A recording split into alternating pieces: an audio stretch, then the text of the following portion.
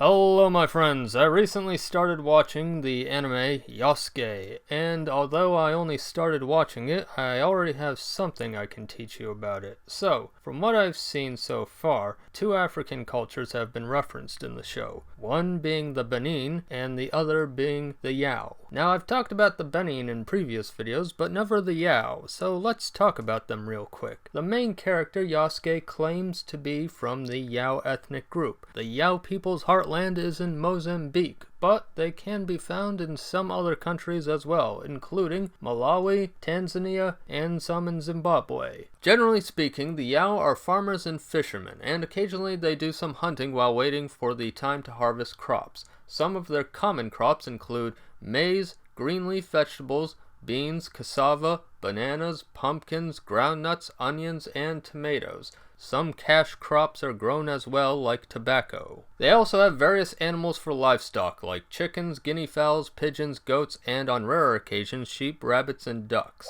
Two rather standout foods that they eat are beans called tengali and honey, which doesn't sound very unusual until you look at the details. Tengali is an incredibly poisonous bean, but apparently if you cook it for a long-ass time, it becomes edible. As for the honey, well, it's just honey, but the way they get the honey is what's special. Among a number of African peoples, including the Yao, there is a tradition of foraging for honey with the help of birds. These wild birds are willing to help the Yao to find the best beehives, which can be very hard for a human to find alone. In return for showing the humans where the honey is, the birds are given the leftover beeswax as a reward. The birds want the help of the humans because humans know how to use smoke to evacuate the bees from the hive. And it's thought that this partnership between humans and birds is very, very ancient. Now, let's discuss how the Yao society is structured. According to Harvard University, they are a matrilineal society, which means one's mother's ancestors are more important, and so one's ancestral descent is traced through the mother's line of descent instead of one's father's. Therefore, Yao women are seen as the head of the household. Oddly, though,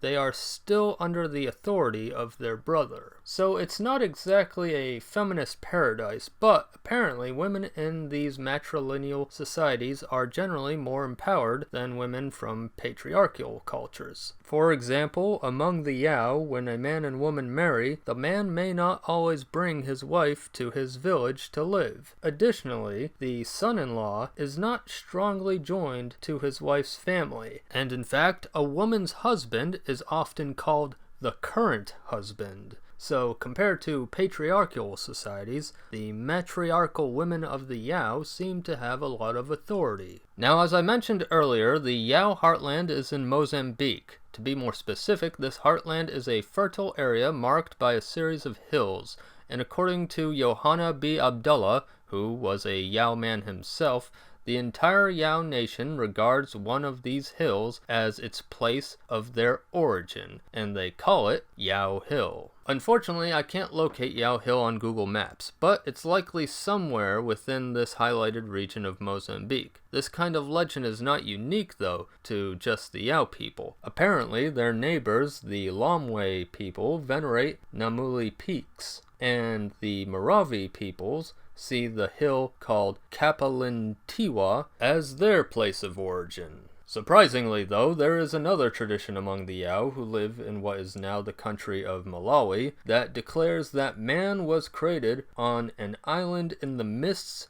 of a lake called Kaparitimya, which is somewhere west of Lake Bangwelu. And on that island, one can still see the first footprints of man and animals because the clay of the earth over which they walked hadn't yet hardened at the time of their creation. In another version of this tale, Kaparitimya is the name of the island itself, and it's found within Lake Bangwelu. Lake Bangwelu is a real place, and you can actually find that on Google Maps, but Kaparitimya might only exist in myth. Animals were made first, and then human beings later on were fished out of the water accidentally by a chameleon. The humans began cooking and eating the animals, and this angered Mulungu, their god, and this action explains why humans are alienated from God. Now what I just said is a very short summary of that myth, and I left out some stuff because it would lead to a conversation that is beyond the scope of this introductory video for the Yao people, due to how long I estimate that conversation will be. Having said all that, a long while ago the Yao converted to Islam, but like many Africans who identify as Christian or Muslim, the full story is a bit more complicated. Oftentimes, Africans who adopt Islam or Christianity will still retain and mix in their own traditional beliefs and practices.